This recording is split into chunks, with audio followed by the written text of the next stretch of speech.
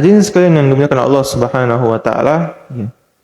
Kemudian ya, para ulama ya, memberikan ya, beberapa hal terkait dengan ya, keistimewaan Al-Qur'an. Ya.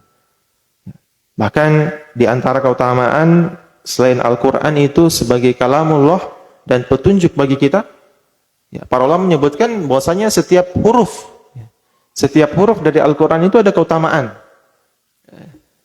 Sebagaimana disebutkan dalam hadis bahwasanya satu huruf, ya, lam akul alif, ya, maksudnya kata Rasulullah, tidak dikatakan alif itu satu huruf, ya, kecuali ada 10 kebaikan, ya, ada 10 pahala yang akan didapatkan.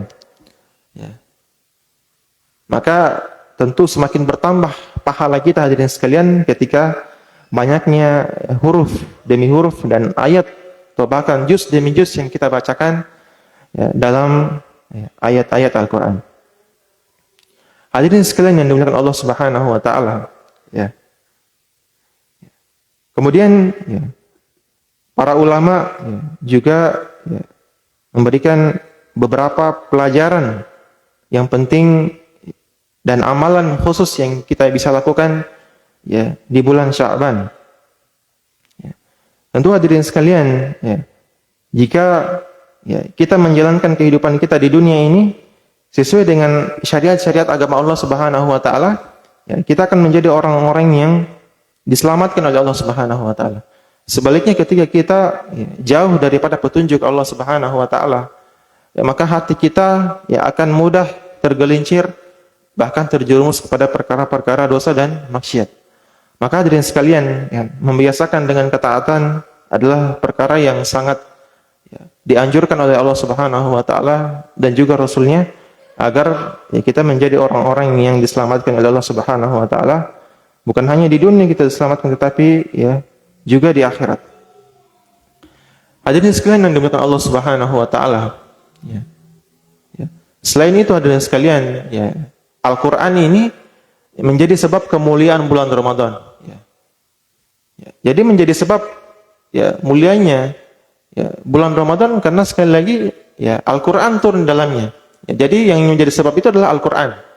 Ya, jadi seandainya Al-Qur'an itu diturunkan di bulan Rajab, maka bulan Rajablah yang paling mulia. Ya, tapi karena Al-Qur'an diturunkan di bulan Ramadan, maka bulan Ramadanlah yang menjadi mulia. Ya.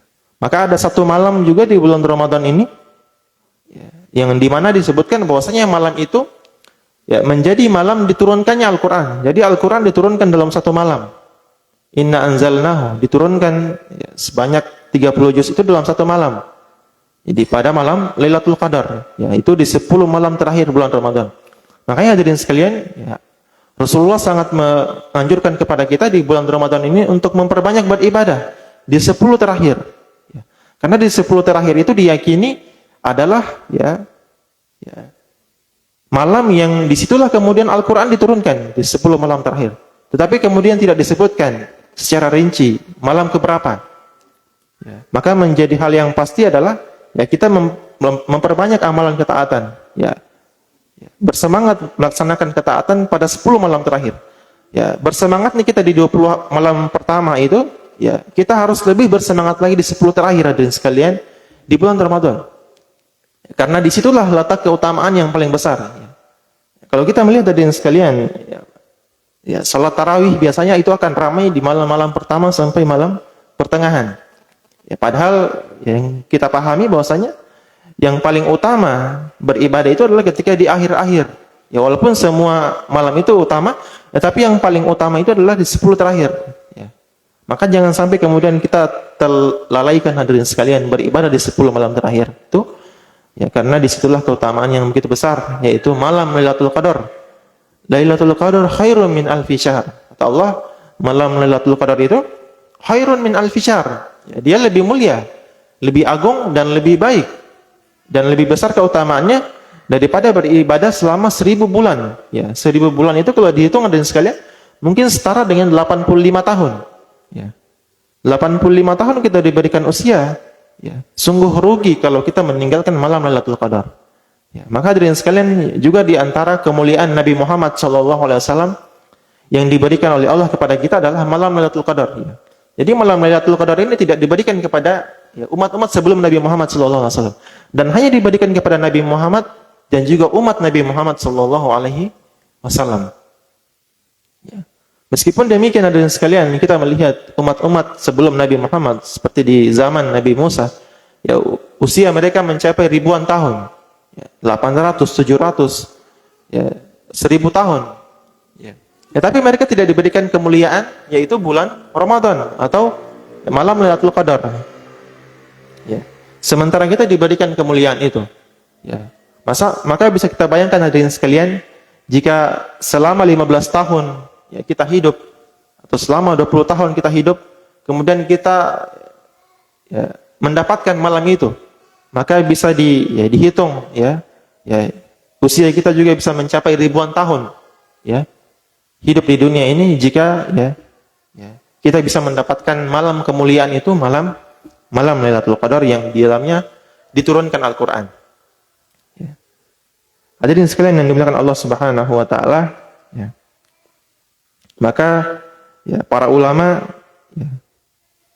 salah satunya adalah Imam Asy-Syafi'i, adalah seorang ulama yang ketika beliau berada di bulan Ramadan, beliau menghatamkan Al-Qur'an itu, hadirin sekalian, dalam satu hari beliau menghatamkan sebanyak 2 kali. Artinya beliau mampu menghatamkan Al-Qur'an 1 bulan sebanyak 60 kali. Hadirin sekalian yang dimuliakan Allah Subhanahu wa taala, itu sama sekali tidak akan bisa dilakukan oleh para ulama kalau mereka tidak mempersiapkan diri mereka sebelum-sebelumnya. Kalau mereka tidak membiasakan diri mereka dengan beramal di bulan-bulan sebelum Ramadan, maka mereka tidak akan sanggup melakukan hal itu. Maka mempersiapkan diri di bulan Ramadan ini, sekali lagi hadirin sekalian, di bulan Sya'ban ini adalah satu hal yang pasti agar kita tidak keteteran, agar kita tidak kewalahan menjalankan ibadah. Banyak sekali orang-orang yang menjalankan puasa di bulan Ramadan dalam keadaan lelah. Tetapi ada juga sebagian orang yang tidak merasakan kelelahan. Sebabnya adalah karena sudah terbiasa. Sudah terbiasa berpuasa, akhirnya tidak merasa kelelahan. Sehingga dia mampu memperbanyak ketaatan-ketaatannya, memperbanyak melaksanakan salat sunnah, memperbanyak melaksanakan ibadah-ibadah lainnya, selain daripada ibadah puasa. Hadirin sekalian yang dimuliakan Allah Subhanahu wa taala, kemudian di antara kemuliaan Al-Qur'an juga adalah seorang yang mendengarkan Al-Qur'an maka akan turun rahmat Allah padanya.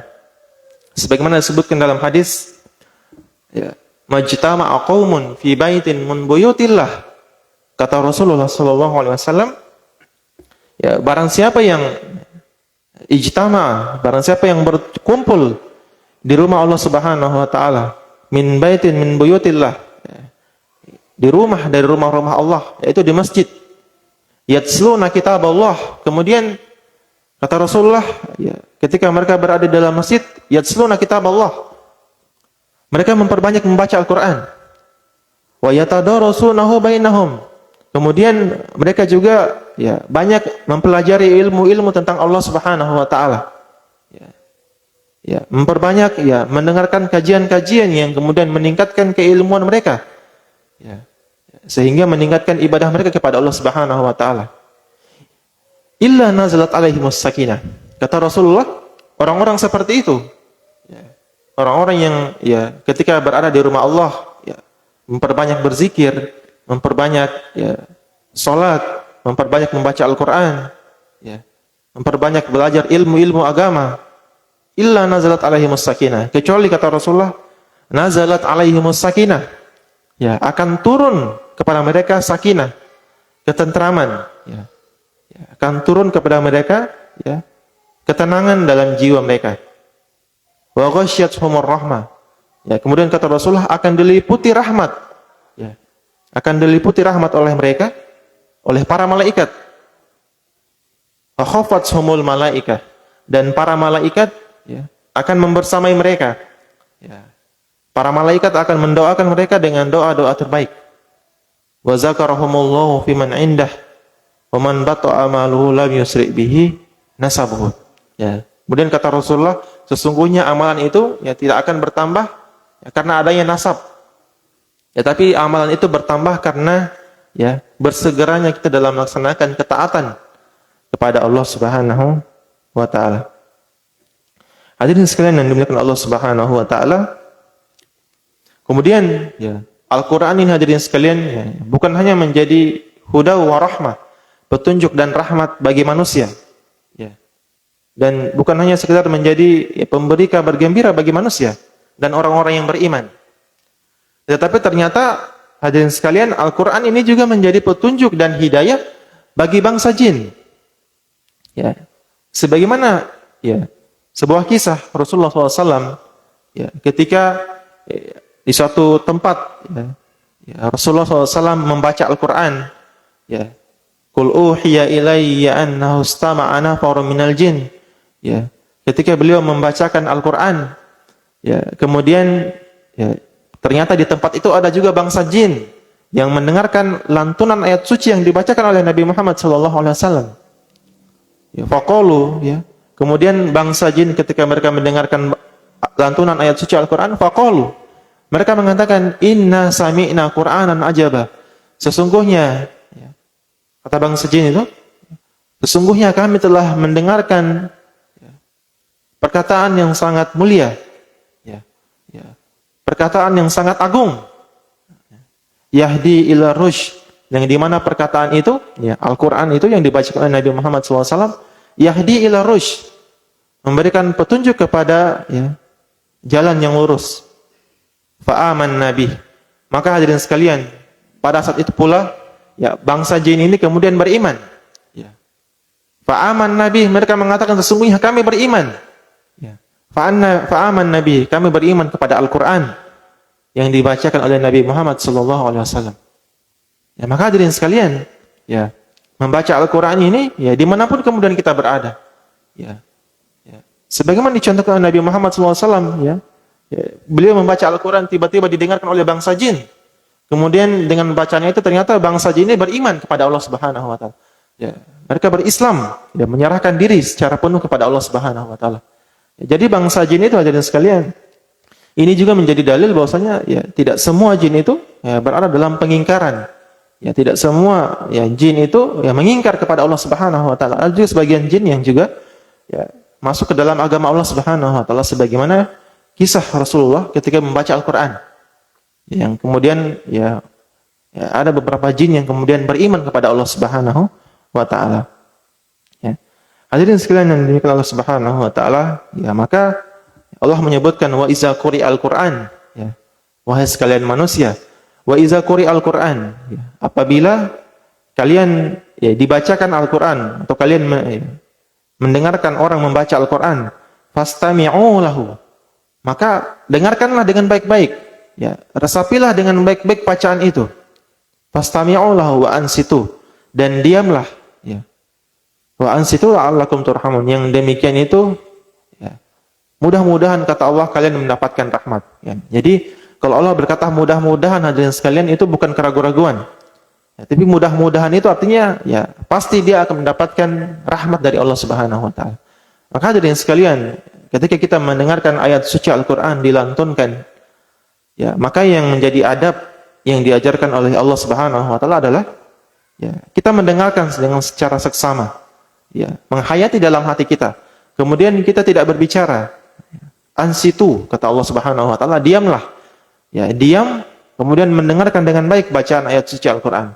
Karena itulah rahmat yang akan masuk ke dalam jiwa kita, rahmat yang akan masuk ke dalam diri kita yang akan memberikan ketenangan dan ketenteraman dalam kehidupan kita. Ya. Hadirin sekalian yang dimuliakan Allah Subhanahu wa taala, ya.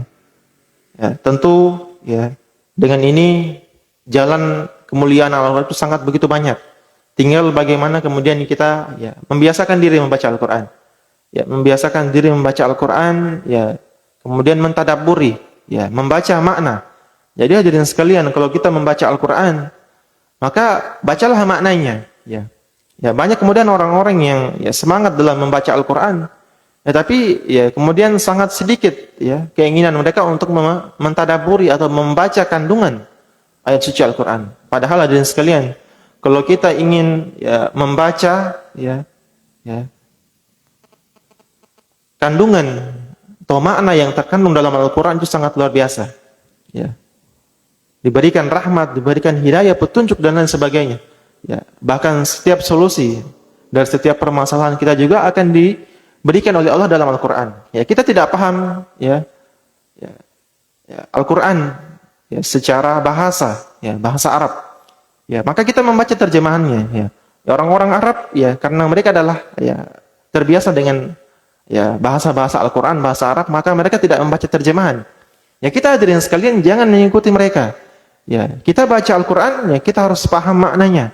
Artinya, ketika kita membaca Al-Quran, maka marilah terus juga membaca maknanya agar apa yang kita baca itu mampu kita resapi dalam jiwa kita. Ya. Kadang-kadang yang membuat kita lemah dan terlalaikan dari membaca Al-Quran adalah disebabkan kita tidak mau kemudian memahami dan mentadaburi kemuliaan dan keagungan makna-makna Al-Quran yang menjadi perkataan Allah Subhanahu wa Ta'ala.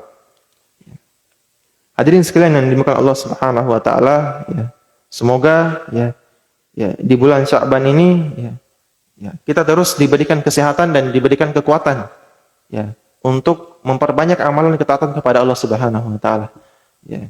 Dan juga di bulan Sya'ban ini marilah kita memperbanyak amalan ketaatan. Salah satunya adalah bersedekah. Karena hadirin sekalian, sedekah itu adalah satu amalan yang paling mulia.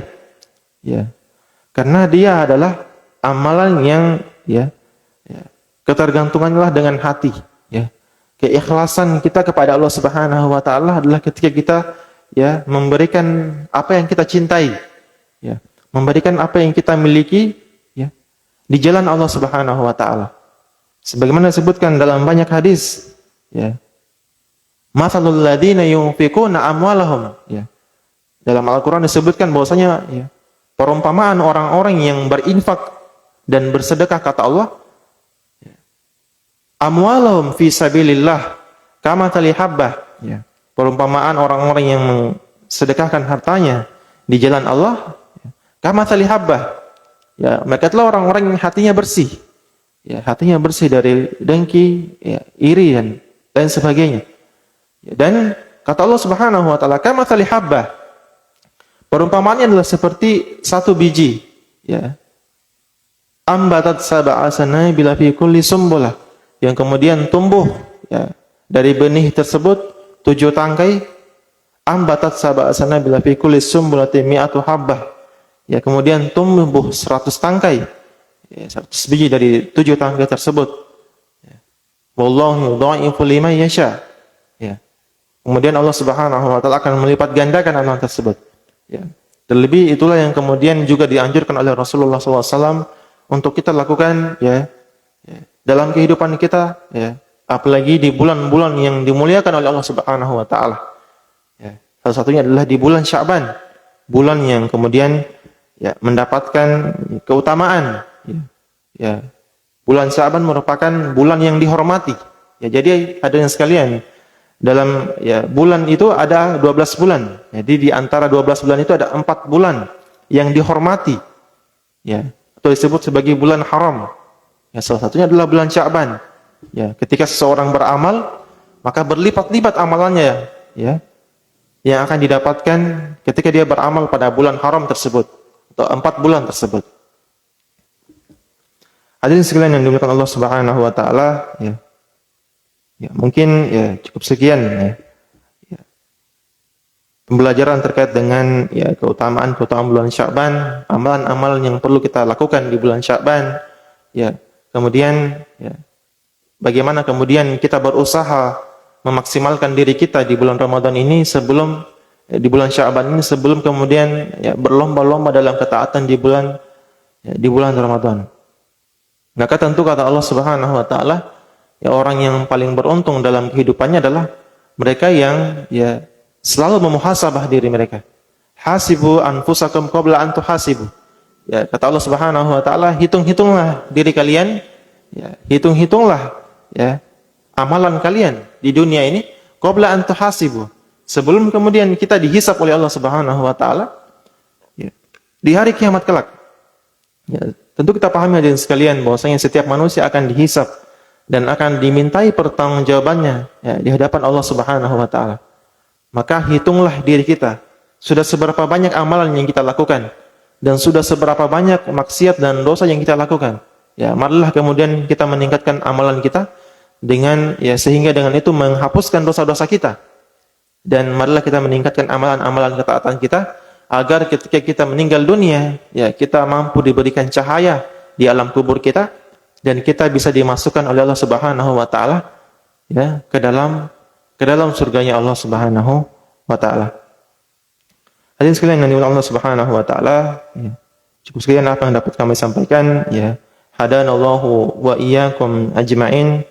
Subhanakallahumma wa bihamdik asyhadu an la ilaha illa anta astaghfiruka wa atubu ilaik. Tsumma assalamualaikum warahmatullahi wabarakatuh.